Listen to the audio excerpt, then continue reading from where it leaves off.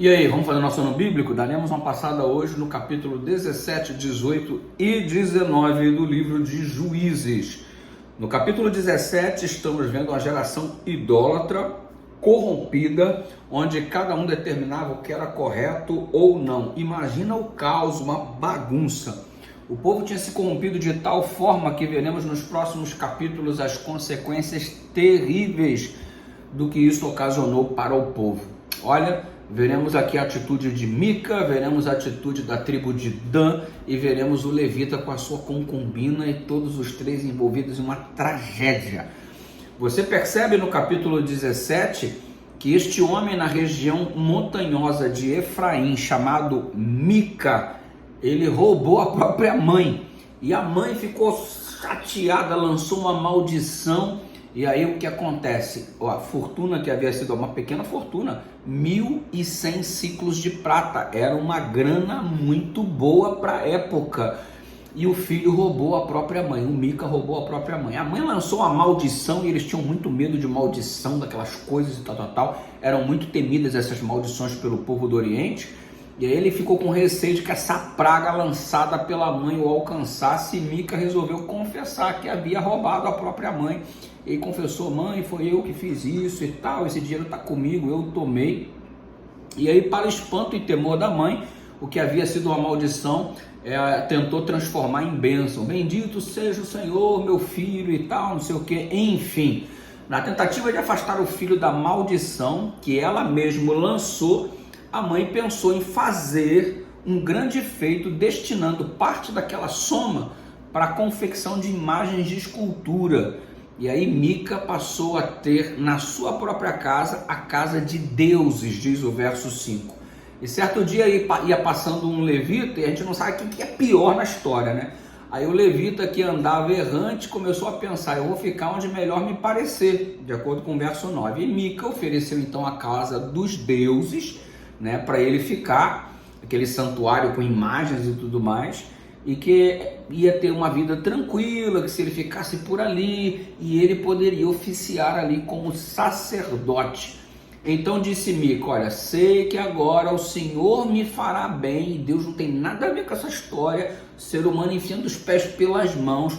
Primeiro é o filho que rouba a mãe, depois é a mãe para que a maldição não caia no filho, monta um altar em casa de idolatria, e agora a Mica recebe a visita de um sacerdote, e agora diz: então agora Deus vai me fazer bem, porque eu tenho um levita por sacerdote, como se a presença do levita fosse validar todos os atos errados que eles estavam fazendo. Que coisa triste. A tentativa de Mica em adorar a Deus da forma errada é exatamente um registro, é exatamente um retrato da nossa geração atual. A gente quer adorar a Deus do jeito que a gente quiser e ainda deseja que Deus aprove isso e que as nossas ações erradas ainda sejam validadas pelos pastores, pelos levitas, né? Não, o pastor não entende, não compreende. E o levita que se vendeu, mano, como muita gente hoje se vende para apoiar aquilo que é errado. Por isso que Jesus, referindo-se ao grande dia da sua volta, disse que: Senhor, Senhor, em teu nome não fizemos isso, não fizemos aquilo, em teu nome não expulsamos o demônio, fizemos cura, profetizamos. E Jesus lhe dirá abertamente: nunca vos conheci, apartai-vos de mim, vocês que praticam a iniquidade. Então, a mãe é roubada pelo próprio filho, o filho confessa para a mãe tentando atenuar a praga, a maldição, constrói um altar em casa. E agora eles contratam um levita para validar todo este erro como se fosse bênção de Deus. Que coisa, hein? Como o ser humano tem a capacidade de enfiar os pés pelas mãos. Tudo se resumia em fazer o que Deus pede. Mas não, a gente quer fazer o que a gente quer e quer que Deus abençoe a execução da nossa própria vontade, que difere da vontade de Deus. Detalhe, hein? Mole não, né? Mole não. Aí no capítulo 18, não havia rei em Israel, cada um fazia o que queria, era uma bagunça, imagine o caos instalado. E os espiões danitas vieram à casa de Mica, ver como é que estava a situação. Os filhos de Dan, eles não tinham uma pequena porção na herança, mas eles estavam insatisfeitos com aquilo que haviam recebido. Terra pra caramba, mas não era suficiente para eles. E aí E ao pedido de seus espias veio-lhes a resposta. Disse-lhe o sacerdote: ide em paz, o caminho que levais está sobre as vistas do Senhor. E um falso sacerdote, gente. E ele não falou nada de especial que validasse a invasão do povo de Dan, a tomada daquela cidade. Receba só essa palavra aqui, ok? Olha o que o sacerdote disse: ide em paz. Precisa ser sacerdote para dizer que ide em paz? Você não observa sacerdote consultando ao Senhor como os outros verdadeiros faziam. Eu vou consultar o Senhor e vou ver o que Deus quer para aquilo que você está me perguntando, tá bom? Não, ele disse simplesmente, sem consultar a Deus: ide em paz. Você não precisa ser sacerdote para dizer ide em paz. E aí ele afirmou o seguinte, de modo genérico: o caminho que levais está sobre a vista do Senhor. Ué, ele está atestando aqui que Deus é onipresente. Você não precisa ser sacerdote para dizer que Deus é onipresente. Ou aonde você for, o olhar de Deus acompanha você. Óbvio, Deus é onipresente. Ide em paz, qualquer um pode desejar isso. Não precisa ser sacerdote para falar essas coisas. Mas aí essa resposta foi uma resposta fajuta, uma resposta mentirosa, que não era resultado de se consultar ao Senhor, foi entendido como sendo a promessa de uma vitória, quando na verdade o cara só expressou uma bênção comum aqueles dias: ide em paz. E por último declarou apenas, como já disse, o atributo divino da onipresença do Pai. Portanto, não houve uma profecia, e sim um diagnóstico abstrato, igualzinho se faz hoje no horóscopo, né? Ah, você vai ter um problema no seu relacionamento. Quem que não tem? Ah, você vai viver uma grande dificuldade. Quem que não vive? Olha, é possível que você fique enfermo. Quem é que não está sujeito a ficar enfermo, pelo amor de Deus? Ou seja, são coisas genéricas, abstratas, sem uma aplicabilidade para a vida particular do indivíduo. E se por acaso acontecer com alguém alguma coisa que está genericamente colocado, porque é possível que aconteça com um e com o outro, nossa, é verdade mesmo, é verdade mesmo. É exatamente isso que estamos vendo aqui no texto bíblico. O exército de Dan volta para atacar Laís, roubaram os ídolos do santuário de Mica, persuadiram o sacerdote a ir com eles.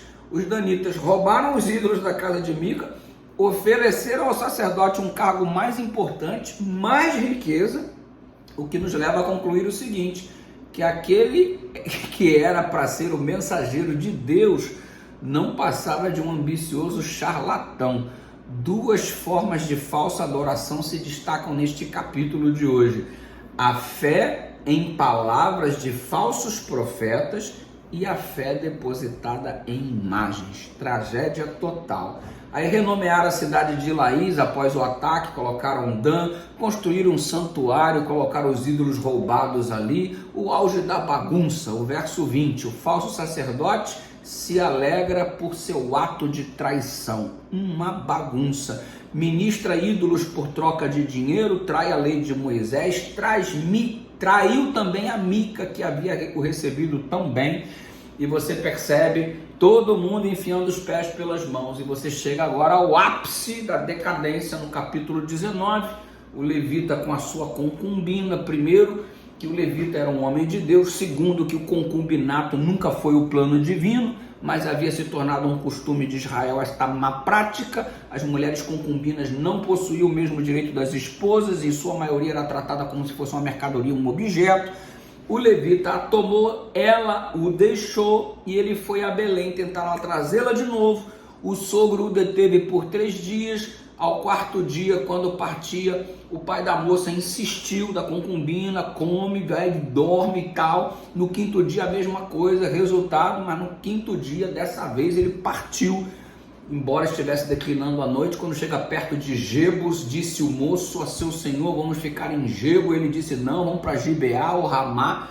E retiraram-se para Gibeá. E aqui, meu irmão, na praça da cidade, ficaram. Um homem velho o recebeu, o acolheu, hospedou-os na casa. Enquanto eles se alegravam, os homens da cidade ali cercaram a casa, igualzinho fizeram os homens de Sodoma, lá na experiência, lá envolvendo o livro de Gênesis, capítulo 19. Traz aqui para fora o homem que entrou em tua casa, vamos abusar dele. E aí o velho intercedeu, ofereceu a filha, igual lá a Sodoma, pegaram a concubina do levita. e abusaram dela a noite toda. Ela ficou na porta da casa e morreu. E aí a levou, a despedaçou e enviou aos limites de Israel, e por razões que não conhecemos, a concubina foi lançada à mão daqueles monstros, sofrendo um estupro sem precedentes, e creio que esse seja o crime mais temido por toda mulher, evidentemente. E agora imagine ser entregue pelo próprio marido para sofrer tamanha maldade. Pior ainda, sendo seu marido um sacerdote, um líder religioso. Esse episódio é a prova inequívoca do que o homem sem Deus é capaz de fazer. Clamemos ao Senhor e estejamos juntos dele. Junto de Deus somos a imagem e semelhança dele. Longe dele temos a capacidade de sermos inclusive monstros. Que Deus nos abençoe. Beijo no seu coração, graça e paz. Comenta, curta, compartilha o nosso ano bíblico.